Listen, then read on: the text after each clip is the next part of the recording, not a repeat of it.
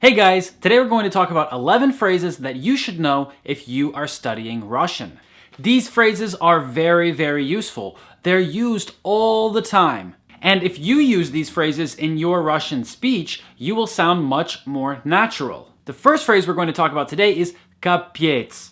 Kapets is usually used with other emotional words, and it makes these emotions stronger. It might describe a very positive situation, or it might describe a very negative situation. For example, if something was really, really cool, we could say kapets как круто, which means, holy crap, that was cool. But also, maybe if we saw a film that was really bad, we could say просто kapets. And this would mean that it was messed up or screwed up in some way. In general, we can think of kapets like this. It means screwed up or messed up. But it could also be used with positive emotions or positive adjectives to say that something is really, really positive. So in general, it just strengthens other emotions.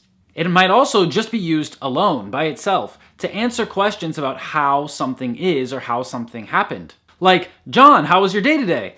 Kapets. So it doesn't really tell us exactly if the person thinks it's positive or negative. It doesn't tell us exactly what they think, and that's okay, because we understand that there was some kind of shocking emotion there. Maybe that emotion was positive, maybe that emotion was negative. And we also really need to pay attention to intonation when someone says this. The second phrase that we're going to talk about today is da ladna, which is pretty easy to understand because it's very similar to the English yeah, right. So if your friend tells you, I just won $1 million, you can say da ladna.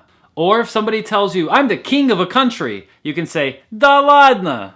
We might also use it in a little bit of a different way than English, to tell someone that this isn't true or they shouldn't think of it that way. So for example, if someone tells you today was the worst day of their life, you can say da ladna, всё будет нормально. Like, yeah, right, it's not that bad. Everything's going to be okay. The next phrase that we should talk about is в смысле. And this is basically something like, what do you mean? Or in what way? Or in what meaning?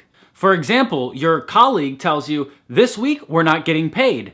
You can say, в смысле? Like, wait, what do you mean by that? Or something like, that can't be right. Also, when you say the phrase в смысле, people might answer в прямом, because в смысле is actually two different words. It's в смысле.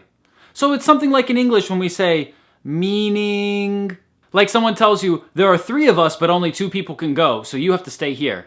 You can say meaning, and they say, you're not going.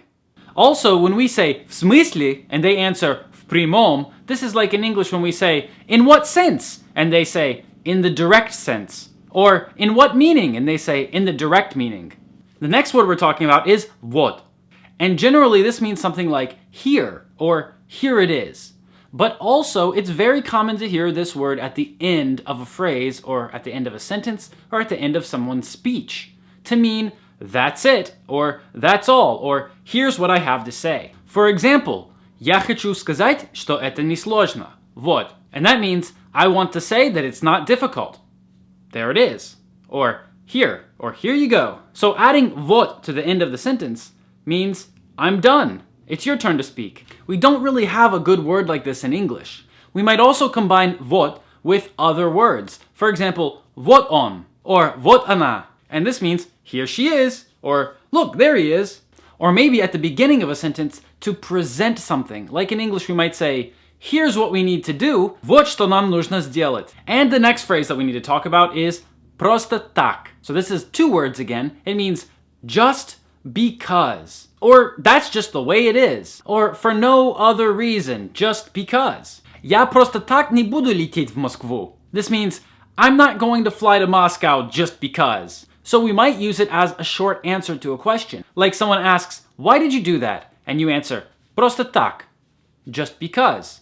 And the next one we're going to talk about is one word. It's пешком. And пешком means on foot. For example, мы ходили по Москве пешком. This means that we walked around Moscow on foot. And remember that even though the verb ходить or идти means on foot already, you can still add the word пешком to be very exact. Пешком might also be a short answer when someone asks how you got somewhere. For example, how are you going to get to the party tomorrow? And you can say, пешком, which means I'm going to walk or on foot. Our next phrase is 2 words, and it's хотя бы. And this means something very similar to at least. Человек должен знать хотя бы 2 языка. This means a person should know at least 2 languages. Now, there are other phrases in Russian that mean at least also. For example, как минимум. But usually this is used when we talk about some kind of amount. So for example, at least 5 or at least 10. But when we say phrases like, at least give him a call or at least give me a chance, then we should use хотя бы, which might sound similar to the next phrase, which is как бы, but they mean something completely different. And this means something like in English. I didn't know what to do. Я как бы не знал, что поделать. Or we could think of it as something like kind of or sort of. Do you like this film? Ну, как бы да. This means something like, well, kind of, yeah. So we can use this to show that we're uncertain about something. And our next phrase, again, is 2 words. It's что ли. And this means something like, or what. For example, ты не русский, что ли? This means, you're not Russian. Or we could say, you're not Russian or what? So we might add this to the end of a question to make it sound even more like a question. Что ли might also sound a little bit rude when we add it to a question, especially if we say something rude or insulting before that. For example, ты дурак, что ли? Like, are you stupid or what? And remember that this phrase checks with the other person if they agree with you.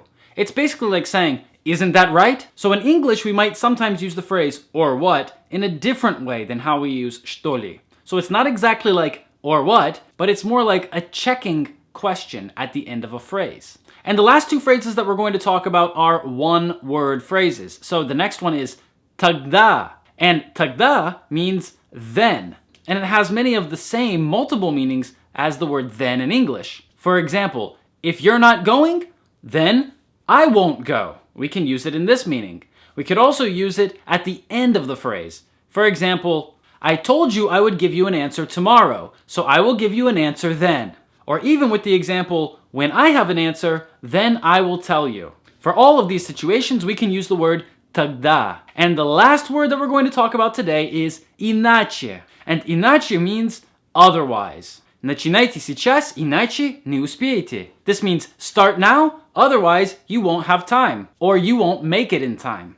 And by using all of these phrases that we've talked about today, you will make your Russian speech sound way more natural. Because native speakers of Russian use these phrases all the time. So learn how to use them and pay attention to how Russians use them. Thanks for watching this video today, guys. And don't forget, if you want to sign up for Russian lessons, you can send me a message. You can write to my email, info.chrisamericos@gmail.com, or you can schedule a Russian lesson with me right here under the video. Make sure you sign up for your free 15-minute strategy session first. And then I'll know what level of Russian you have, and we can start from the right place. So thanks for watching this video. Make sure you press like, press subscribe, and leave a comment down below. I'll see you in the next one.